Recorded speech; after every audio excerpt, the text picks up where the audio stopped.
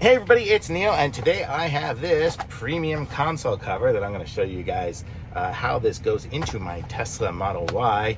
I'm going to show you, I think I got everything out of the box. Let me see, box empty. And so it comes with this, and it comes with this little kit here. So this is a little cleaning kit. This is a little spatula, and then this is the item. So let me kind of show you guys what it looks like here. See if I can kind of aim it so you guys can see me without it falling down. And I cannot.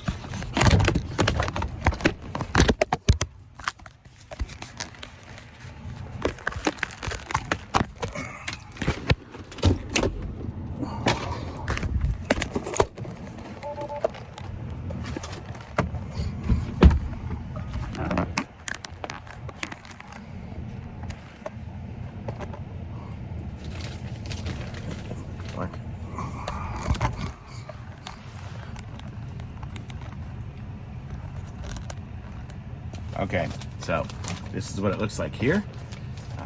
I did open the bag. And so these are the pieces that it comes with. So it's got a kind of a rubbery kind of feel. You see it's almost like a velvet kind of look and feel.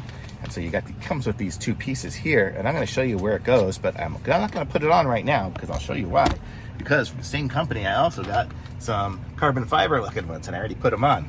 But so the way this works is you'll see you would put this right over the sticker over this, and you would have, it feel and look and feel of the delta there. And then you do the same thing over here. And then it looks, it'll look like felt and that instead of carbon fiber. So it'll look like that, and it'll be really nice.